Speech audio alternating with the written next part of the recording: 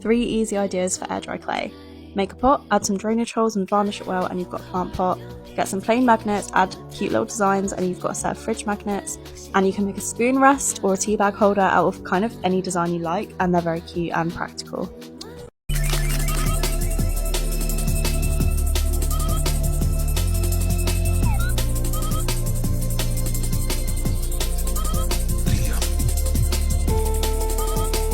Here's how to avoid cracking when using air-dry clay. First, there are 2 major reasons why cracking can occur. 1, your clay was too dry, or 2, your clay was too wet. When you use clay that's too dry, the clay will start to break apart during sculpting because it can't attach to itself anymore. This can lead to structural issues down the line, so it's best to avoid this when possible.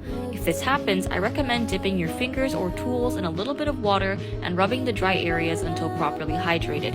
If your clay still isn't coming together, knead your clay repeatedly with wet hands until the clay no longer feels dry and gritty. Be careful not to use too much water though. Your clay should feel smooth, moist, and pliable. It should not be wet or dripping. Adding too much water will cause your clay to shrink rapidly during the drying process. Rapid shrinking can warp or crack your sculpture. Excess water also means your sculpture will take longer to dry, and that's just no fun. Remember that every air-dry clay is different, and some clays need more water than others. I use the Supreme Activa air-dry clay, and I've noticed that it doesn't need that much water. I only ever add water when I'm blending or gluing pieces together.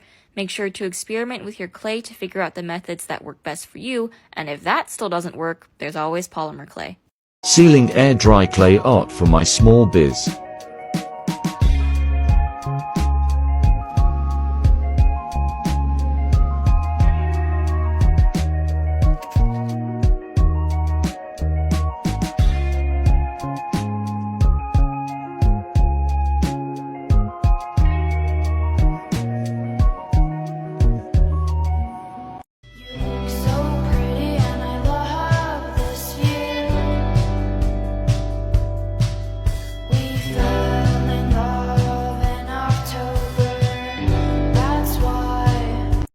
Please don't be ugly. Please don't be ugly.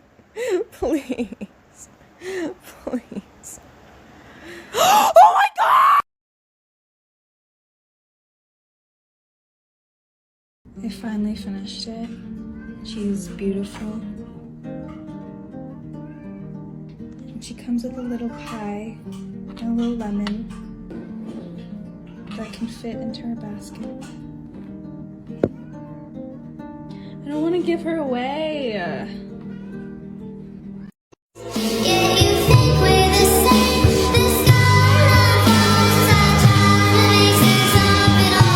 This is a super lazy and beginner-friendly gift idea that you can make out of air-dry clay. Let's get started. Okay, this is a really simple DIY, starting with a clean workspace. Divide your air-dry clay into 2 and get it warmed up between your hands. From there, you're going to smooth it into 2 little oval olive shapes, and using a cookie cutter or a clay cutter like this one, you're going to make the divots for the paper to sit in. Make them bigger than you think they need because clay does shrink. After that, I'm going to use a clay tool. You could also use a pin cap to make the little holes for where the stuffing goes and let dry for up to 2 days. You're then going to prime your paint. You can use gesso, that's what I use, or honestly anything else. And from here, this is the fun part. You're just gonna paint them green. You can paint them black, whatever colors you want, honestly. Add in the red. Little tip is to add white under it. Yeah, you're gonna glaze them. This glaze review video will be up tomorrow, by the way. I think these would make super cute hostess gifts, place cards for your table, anything. Okay, bye.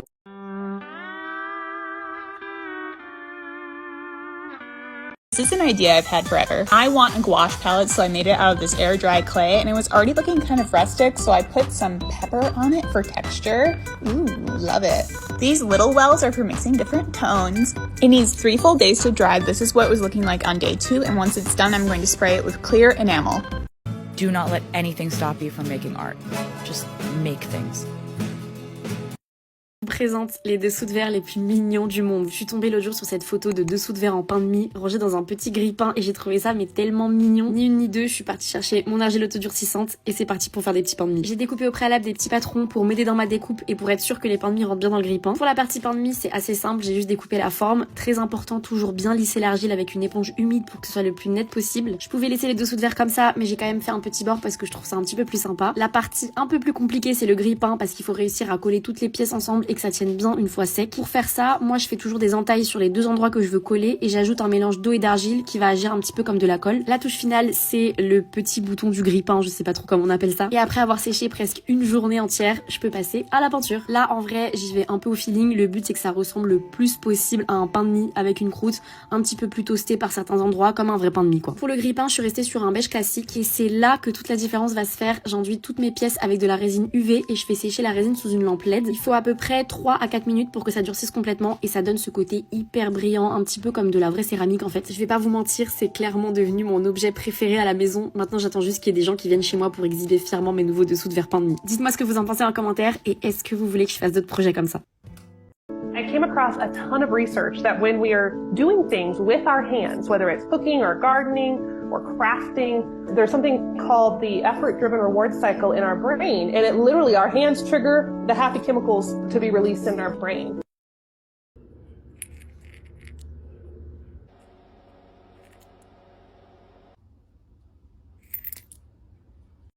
A lot of people ask me what type of clay I use and how my clay creations look so smooth. I use something called cold porcelain.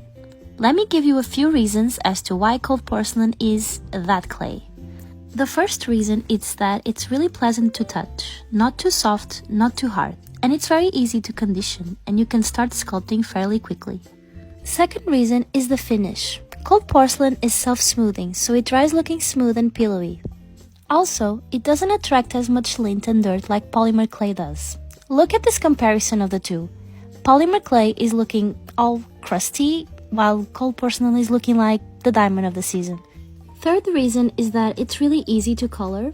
Usually brands have a lot of colors available, but I find those a bit too strong for me. Instead, I use pastels for that soft, melancholic cotton candy type of vibe. You can also use acrylics and Posca pens. Last but not least, it doesn't require an oven, so you can let it air dry. I'm going to have to be real and say that cold porcelain isn't perfect, but it's still my number one to work with.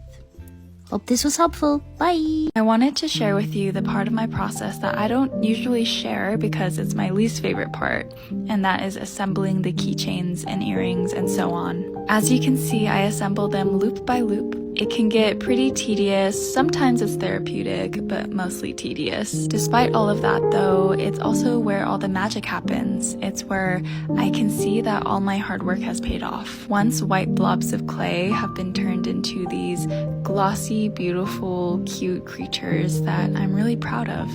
So with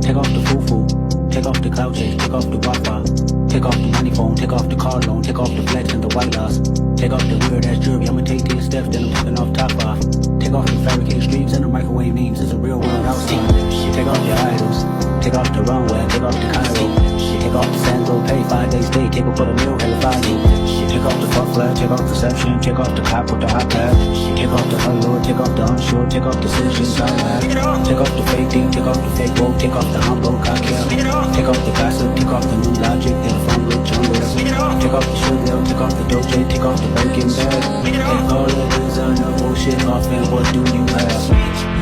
You look lonely. I can fix that.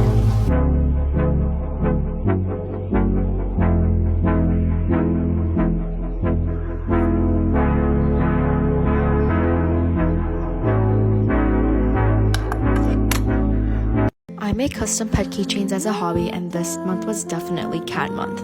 This is a cat named Pistachio, and he's holding his favorite catnip toy. This is Blue the cowboy. Also, he's holding a rubber ducky. Lastly, this is Periwinkle, a Maine Coon, I think, but I think he turned out so cute. He has a strawberry on his head. I wouldn't call myself a cat person, but you guys are definitely turning me into one with all these orders.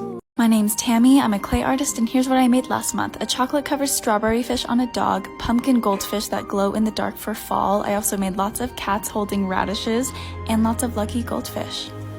Making a clay figure of myself with no experience, part 2. This is where we left off last time, and it's time to do the hair. If you haven't already, go watch part 1 where I made the whole body. That took me about 3 hours. But honestly, this is so fun, and if you want one, I can take commissions. I'm kind of basing this off my profile picture, so the hair is quite similar so far. Also, as you can see in part 1, I had to make the legs extra thick so it could actually stand up on its own. I'm kind of lying when I say absolutely no experience, because last year I did make a little figure of myself, but it was really questionable. And the head came off. Well, that's just great. Now I'm adding all the little details like the seams and the pockets and the folds. Oh, I also added some shoes. And now we wait for her to dry. Come back for part 3.